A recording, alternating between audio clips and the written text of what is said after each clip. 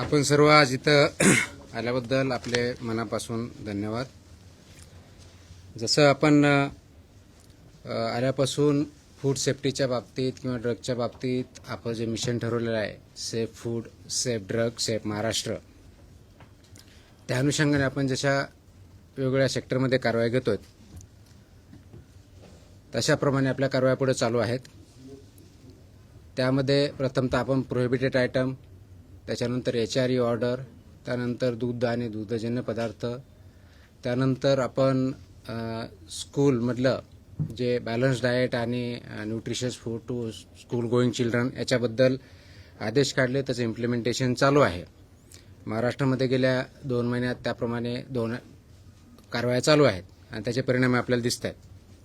त्याचाच safe food safe drug safe Maharashtra म्हणून पुढचा जो एक पार्ट आहे त्याच्यावरती आपण काम केलेलं आहे. Food safety and standards authority of India act 2006 अंतर्गत फूड सेफ्टी कमिशनर म्हणून प्रत्येक राज्याला एक फूड सेफ्टी कमिशनर असतो आणि त्या अंतर्गत सेक्शन 30 अंतर्गत फूड सेफ्टी कमिशनरला काही ऑथॉरिटी दिलेल्या आहेत. त्या ऑथॉरिटीला पब्लिक हेल्थच्या in the interest of public health मध्ये काही फूड आयटम्समध्ये जर प्रोहिबिट करायचं असेल पर्टिक्युलर पिरियडसाठी किंवा पर्टिक्युलर एरियामधून, तर ती ऑथॉरिटी फूड सेफ्टी कमिशनरला, स्टेट फूड सेफ्टी कमिशनरला कायद्यानं दिलेली आहे. कायद्याचं कलम 30 सब क्लॉज 2 त्याचा सब क्लॉज ए किंवा अ असं आपण म्हणूया. 30 सब क्लॉज 2 त्याचा सब क्लॉज ए याच्यानुसार दिलेले आहे. आपल्याला माहिती आहे की महाराष्ट्रामध्ये किंवा राधा देशामध्येही पनीरच्या बाबतीत अनेक इश्यूज आहेत. त्याच्यामध्ये अनालॉग पनीर किंवा नॉन डेअरी पनीर असे प्रॉडक्ट मार्केटमध्ये तयार होतात, विकले जातात, कंझ्युम केले जातात आणि त्यामध्ये त्याचे चुकीच्या पद्धतीनं नॉन स्टँडर्ड सबस्टँडर्ड किंवा अनसेफ पनीरसुद्धा मार्केटमध्ये विकलं जातं आणि त्याचे इम्पॅक्ट मनुष्यांच्या हेल्थवरती झालेले आहेत. आणि म्हणून कायद्यानं दिलेल्या अधिकाराचा वापर करून कलम 30 सब क्लॉज 2 सब क्लॉज अ नुसार महाराष्ट्र राज्यामध्ये 30 जुलै 2026 रोजी आपण नोटिफिकेशन काढून जे अनालॉग पनीर किंवा नॉन डेअरी पनीर जे आहेत याच्या उत्पादन, प्रक्रिया, साठवणूक, वाहतूक, वितरण व विक्रीवर आपण बंदी घातलेली आहे. आय रिपीट, संपूर्ण महाराष्ट्रात अनालॉग किंवा नॉन डेअरी पनीरच्या उत्पादनावरती, प्रक्रियेवरती, साठवण्यावरती, वाहतूक, वितरण व विक्रीवरती 1 वर्षाची बंदी लागू घातलेली. 1 वर्षाची यासाठी असते की आपण त्याचा रिव्ह्यू करतो आणि पुढे कंटिन्यू करायचे असेल तर मग त्या दरम्यान परत रिपीट आपण आदेश करतो. म्हणून ते प्रोहिबिशन ऑर्डर ऑन अनालॉग और नॉन अनालॉग पनीर और नॉन डेअरी पनीर याच्यावरती we have prohibited this item for production, storage, processing, manufacturing, transportation and sale in the state of Maharashtra from 30th of July 2026. This is as per the section 32A. हे आपला जो फसाईचा कायदा आहे 2006चा कलम 30(2)अ अंतर्गत आपण केलेला आहे. आपण ह्या कंक्लुजनला कसं आलो तर त्याचं बेसिकली कारण असं आहे की याच्याबद्दल अनेक कंप्लेंट होत्या, वारंवार याच्यावरती चर्चा झालेली आहे, मीडियाच्या माध्यमातून झालेली आहे, समाज माध्यमावरती झालेली आहे, सभागृहात झालेली आहे, लोकप्रतिनिधीमार्फत याच्यावर चर्चा झालेली आहे आणि त्या अनुषंगिक आपण गेल्या वर्षभरामध्ये म्हणजे 2025-26 या वर्षामध्ये काही सॅम्पल्स घेतले होते मार्केटमधून. 308 आपण नमुने टेस्ट केले. 308 पैकी 109 नमुने म्हणजे जवळजवळ 35.4% नमुने हे नियमबाह्य आढळले. त्यापैकी 79 हे सबस्टँडर्ड आणि 30 अनसेफ किंवा असुरक्षित असे त्यांच्या फाइंडिंग आपल्याला आढळलेले आहेत. त्याचा परिणाम हेल्थवरती होतो. म्हणजे जवळजवळ 35% सॅम्पल्समध्ये अनसेफ किंवा सबस्टँडर्ड अशा प्रकारच्या फाइंडिंग हे जे अनालॉग पनीर आहे त्याच्यामधून आपल्याला आढळलेले आहेत आणि त्याचा परिणाम लोकांच्या हेल्थवरती होतो. आणि म्हणून hotels, restaurants, caterers, cloud kitchens व इतर ज्या खाद्य देणाऱ्या पुरवणाऱ्या संस्था आहेत यांच्या माध्यमातून पनीरचा पूर्णपणे वापर हा आपण आता प्रतिबंधित केलेला आहे, जेणेकरून कशाही परिस्थितीत यांना त्याची साठवणूक करता येणार नाही, विक्री करता येणार नाही, अन्नपदार्थ म्हणून ते विकता येणार नाही. त्या अनुषंगाने आता इथून पुढे म्हणजे पाठीमागं काही दिवसापूर्वी आपल्या विभागाने की अनालॉग पनीरचं मेनूमध्ये वेगळं नॉमेनक्लेचर देऊन त्या पद्धतीनं डिक्लेअर करायला सांगितलं होतं. आता analogue paneer cannot be sold in hotels, restaurant, eateries or anywhere. It cannot be produced, it cannot be processed, it cannot be stored also, and it cannot be used as a product as a food item and sold. याचा reason असा आहे की paneer is basically a milk product आणि हे जे analogue paneer बनवलं जातं it either fully or partly अंशतः किंवा पूर्णतः याच्यामध्ये नॉन मिल्क प्रॉडक्ट आढळलेले आहेत आणि नॉन मिल्क प्रॉडक्ट आढळल्यामुळं that compromises health on the one hand आणि सर्वात महत्त्वाचं म्हणजे लोकांची याच्यामुळे दिशाभूल होते की ते पनीर खातो असं वाटतं पण ते पनीर नसतं आणि म्हणून हे प्रोहिबिट करणं गरजेचं होतं. त्या अनुषंगाने आपण हा निर्णय घेतलेला आहे आणि त्याचं इम्प्लिमेंटेशन आपण करणार आहोत. महाराष्ट्रामध्ये त्याच्या ऑलरेडी आदेश आपण काढलेले आहेत. आता आदेशाची याच्या पाठीमाग आपली भूमिका जी आहे हे काढण्याच्या पाठीमागची ही भूमिका आहे की ग्राहकाला पनीर मागितल्यानंतर पनीरच मिळेल याची गॅरंटी राहत नाही, ते मिसलिडिंग असल्यामुळं. That is one of the most important criteria किंवा रिझन. छिप्या पद्धतीनं हा पर्याय उपलब्ध नको म्हणून ते मार्केटमधून काढून टाकायचं हा पहिला कारण आहे, आपली भूमिका आहे. प्रत्येक नागरिकाला सुरक्षित, शुद्ध व गुणवत्तापूर्ण अन्न भेटणं हा त्याचा अधिकार आहे आणि एफबीओने त्याचप्रमाणे प्रोव्हाइड करणं हे एफबीओचं काम आहे आणि ॲज अ रेग्युलेटर म्हणून ते होतंय, इम्प्लिमेंट होतंय, हे आमचं काम आहे. त्या दृष्टिकोनातून आपण ते करत आहोत.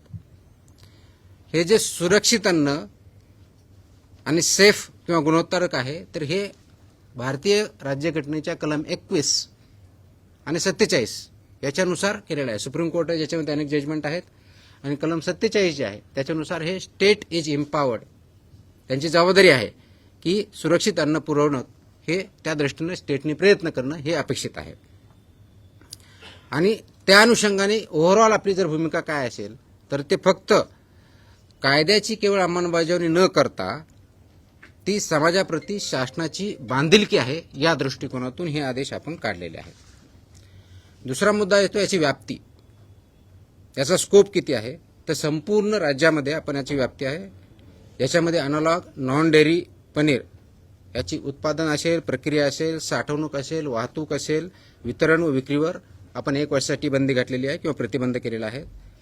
हे आदेश सर्व उत्पादक जे प्रोड्युसर्स आहेत ते, प्रक्रिया उद्योग जे प्रोसेसिंग करतात ते, घाऊक व किरकोळ विक्रेते, वाहतूकदार, गोदाम चालक, वितरक तसेच सर्व अन्न व्यावसायिक ज्याला एफबीओज म्हणतो यांच्यावरती बंधनकारक आहेत.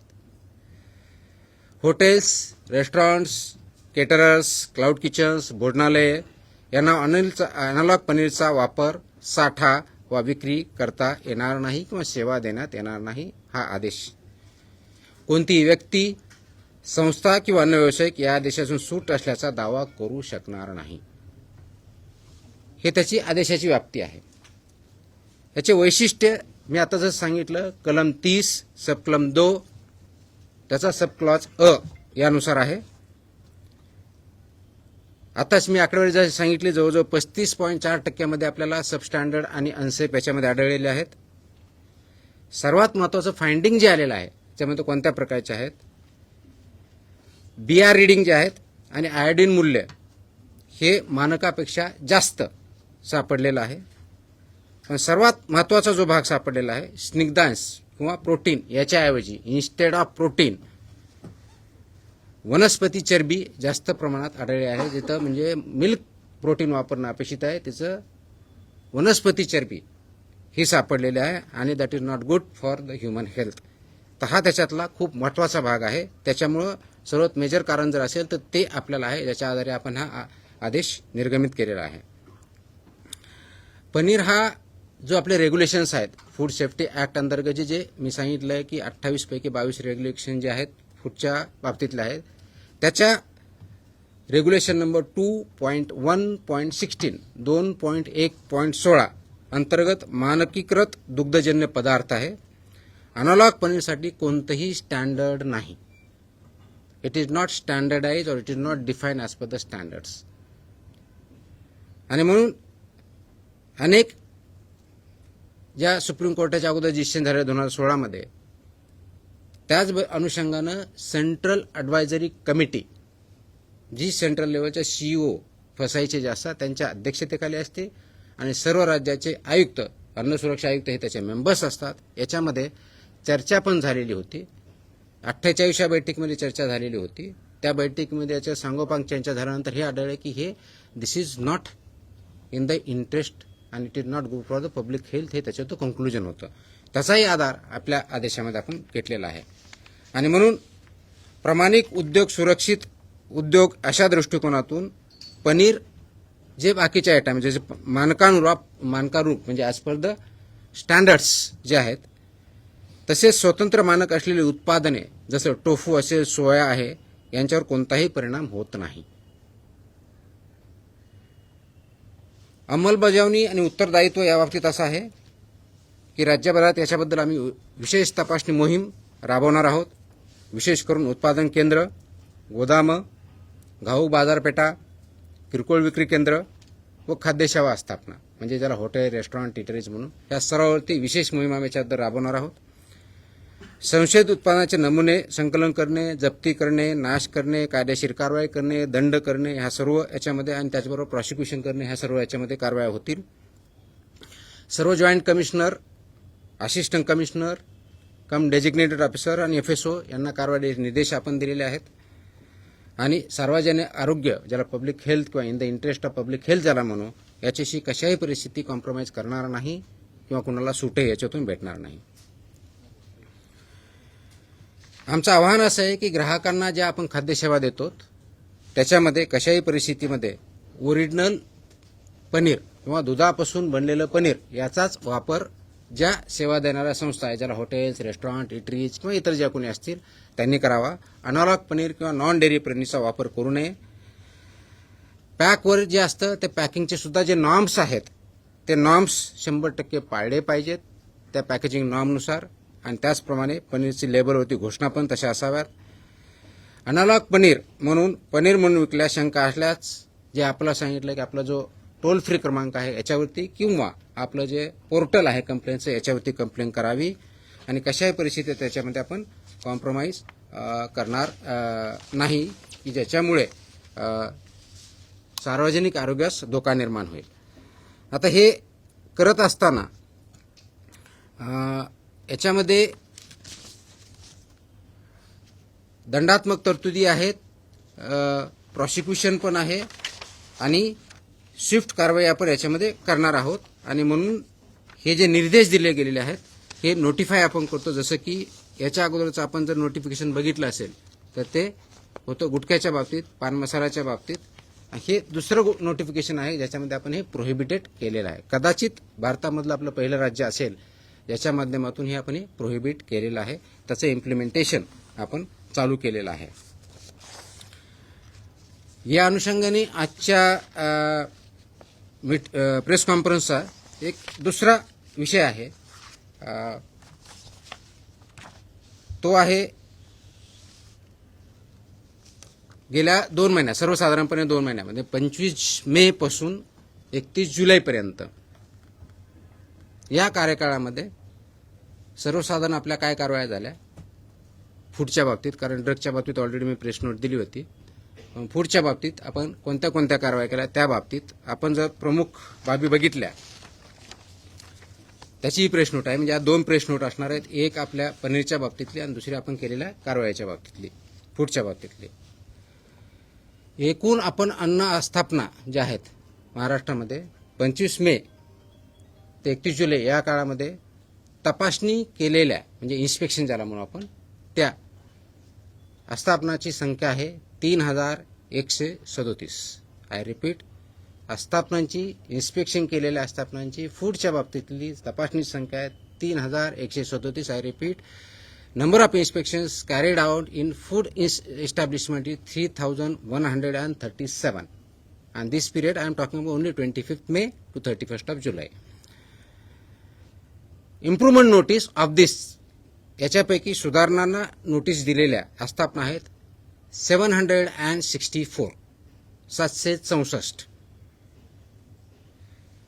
आणि एकूण परवाने निलंबित म्हणजे लायसन्स सस्पेंड केलेल्या आस्थापना आहेत 165, 165.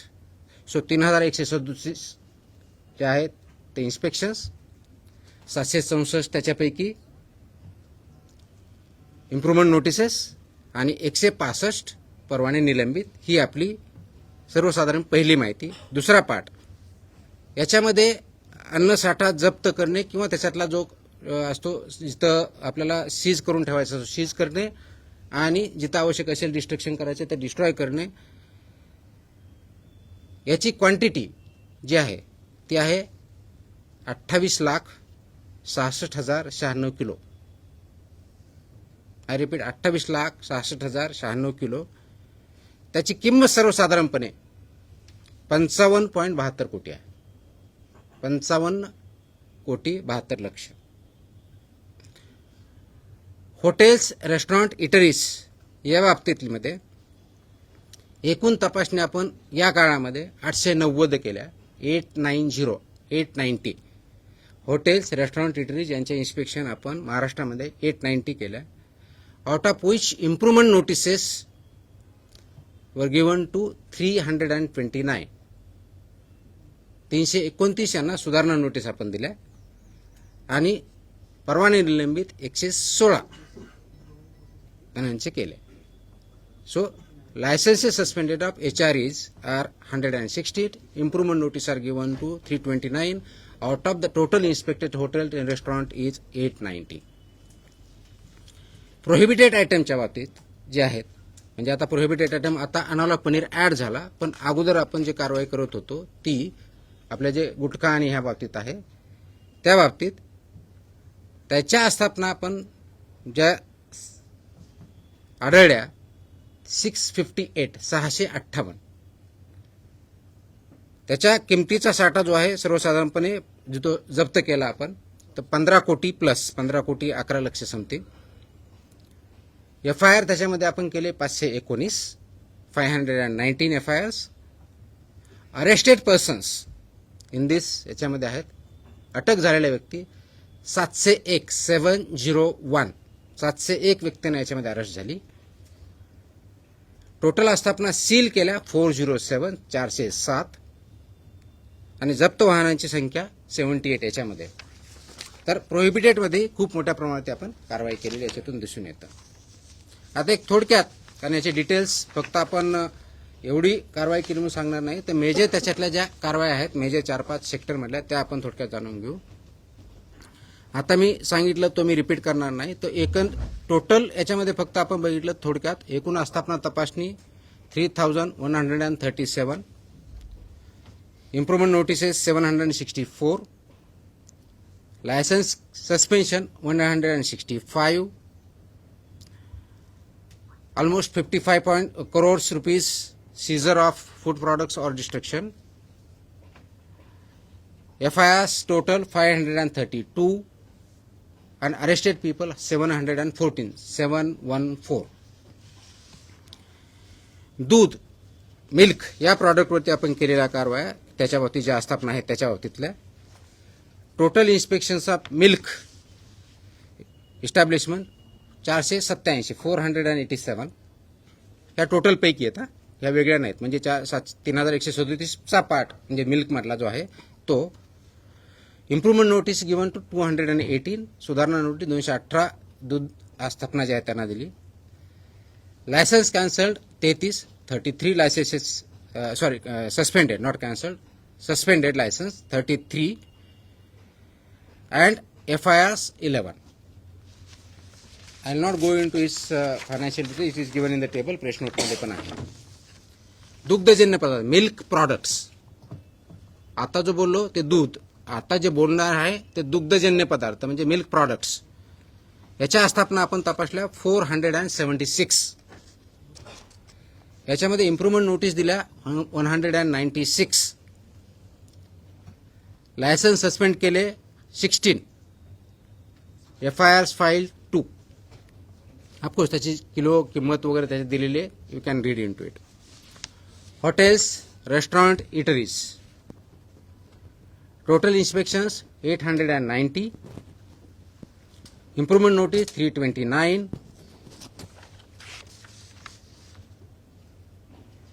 Suspension of licences 116. आता हे 3 प्रॉडक्ट सांगितले मी, मिल्क प्रॉडक्ट्स आणि हॉटेल्स. याच्या व्यतिरिक्त इतर फूड आयटम जे आहेत एक्सेप्ट प्रोहिबिटेड आयटम, याच्यावरती केलेल्या आस्थापना तपासणी केलेला आहे 608. याची किंमत जवळजवळ 36 कोटीच्या आसपास आहे आणि जप्त केलेला साठा तो याच्यामध्ये दिलेला आहे, you can read it. Prohibited आयटमच्या बाबतीत आता मी सांगितलं, परत रिपीट करणार नाही. 676 टोटल आस्थापना बघितल्या, 658 पैकी प्रोहिबिटेड आयटम आढळले, त्याची 15 कोटीच्या आसपास किंमत आहे. FIRs 519, 701 ऑलरेडी याच्यामध्ये अरेस्ट केलेले person. So this is by and large the actions taken during 25 May to 31 July फूडच्या बाबतीतली.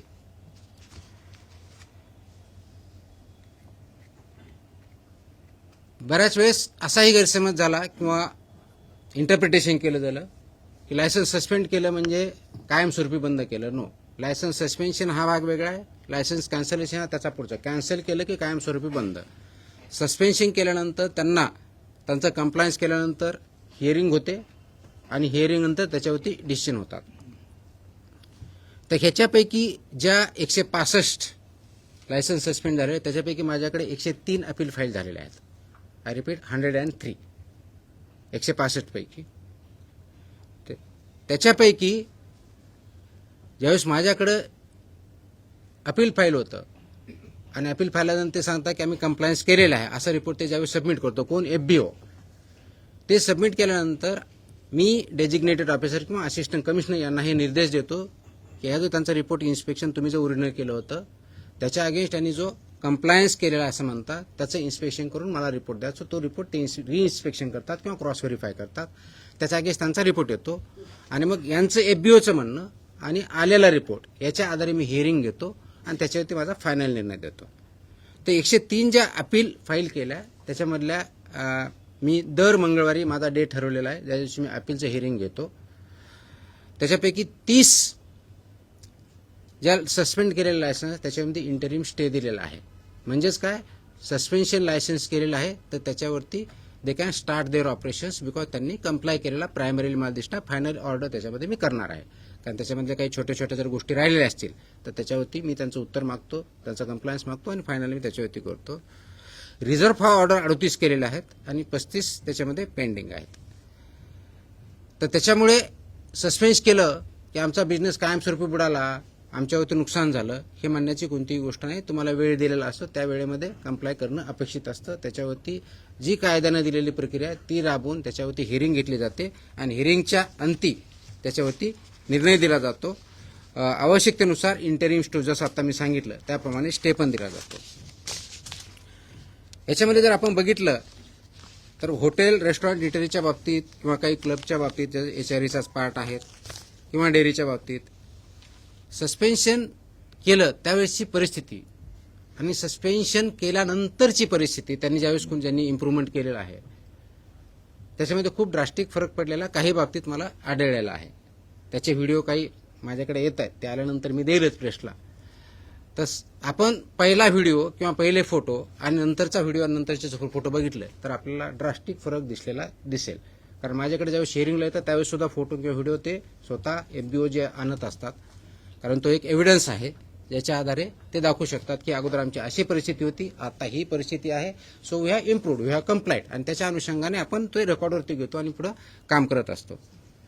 तर आपला जो उद्देश आहे safe food, safe drug, safe Maharashtra या दृष्टिकोनातून अशा पद्धतीने आपण हे कारवाई करत आहोत. आजच्या प्रेसचे दोन उद्देश होते. पहिला, जी अनालॉग पनीरवरती, आय रिपीट अनालॉग पनीरवरती बंदी नाही आहे, अनालॉग किंवा नॉन डेअरी याच्यावरती प्रोहिबिटेड केलेलं आहे. जेन्युइन पनीर जे आहे दुधापासून बनलेलं आहे त्याच्यावरती कोणतीही बंदी नाही. नाही तर बऱ्याच वेळेस असं होतं पनीरवरती बंदी आणली, अशी परिस्थिती नाही. अनालॉग किंवा नॉन डेअरी पनीर किंवा ते प्रॉडक्ट जे आहेत त्याच्यावरती आपण प्रोहिबिट केलेलं आहे. ते इथून पुढे प्रोड्यूस करता येणार नाही, प्रोसेस करता येणार नाही, ट्रान्सपोर्ट करता येणार नाही, सेल करता येणार नाही. आणि दुसरा भाग जो आहे फूडच्या बाबतीत, आपण गेल्या 2 महिन्यामध्ये सर्वसाधारणपणे आपण 25 म्हणजे पुढचे ते 6 दिवस जर पकडले तर जे काही 2 महिन्यापेक्षा 6 दिवस जे वेस्ट आहे त्या काळातली आपला कारवाई आपण सांगितलं. याचा उद्देश असा आहे की लोकांपर्यंत जे आम्ही स्ट्रॅटेजी ठरवली होती E3E ज्याला म्हणतो मी, की first is empowerment of people. Empowerment people म्हणजे FDA काय करतं हे लोकांपर्यंत जावं. दुसऱ्या बाजूनी लोकांना FDAशी जे काय कनेक्ट करायचं आहे, कंप्लेंटच्या बाबतीत असेल किंवा त्या बाबतीत आपण काय करतो तर आपण टोल फ्री नंबर ॲक्टिव्ह केला, त्याच्यातले नंबर वाढवले, प्लस आपण पोर्टल चालू केलं. आणि तिसरं, सर्वसाधारणपणे मीट द कमिशनर असा कन्सेप्ट जो म्हणतो ते 4 ते 5 दररोज, त्या दिवशी एखाद्याच मीटिंग असेल कुठेही मंत्रालयात वगैरे ती सोडली तर माझ्या ऑफिसमध्ये विदाऊट एनी अपॉइंटमेंट येऊन कोणीही मला भेटू शकतं. ते मी भेटतो, त्याचं काय म्हणणं ऐकतो आणि त्याच्यावरती आवश्यकतेप्रमाणे पुढे आपण कारवाई करतो. हे एम्पॉवरमेंट ऑफ पीपल पहिल्या ईच्या दृष्टिकोनातून आपण करतोय. दुसरा आहे इनेबल बिझनेसेस, जेन्युइन बिझनेसेस. आपली दुसरी स्ट्रॅटेजी जी आहे ते जेन्युइन बिझनेसेस आहेत, जेन्युइनपणे काम करतात, कायद्याचं पालन करतात. त्यांना कशाही परिस्थिती भीती बाळगण्याचं कारण आहे, त्यांना आम्ही इनेबलच करणार आहोत, त्यांना मदतच करत आहोत. That is second e, enable genuine businesses. आणि जे नॉन जेन्युइन आहेत they have no place to hide, त्यांना कशाही परिस्थितीत आम्ही स्पेअर करणार नाहीत. हा दुसरा ई. आणि तिसरा ई जे आहे E3 जरा म्हणतो तो enforcement of the act and rules, ते इन्फोर्समेंट करणं. ह्या तिन्ही स्ट्रॅटेजी ज्या आहेत आपली एकंदरीत स्ट्रॅटेजी E3 स्ट्रॅटेजी, त्याच्या माध्यमातून आपण ते काम करतोय. आणि त्याच माध्यमातून आपल्यासमोर वेळोवेळी ऑर्डर पण आपण ज्या काढलेल्या आहेत, पर्टिक्युलरली विशेष कंप्लायन्स ऑर्डर किंवा प्रोहिबिशनच्या ऑर्डर, त्याच्याबद्दल आपण प्रेस घेतो. त्याचाच एक भाग आजचा होता म्हणून आपल्यासमोर आलेलो. थँक्यू.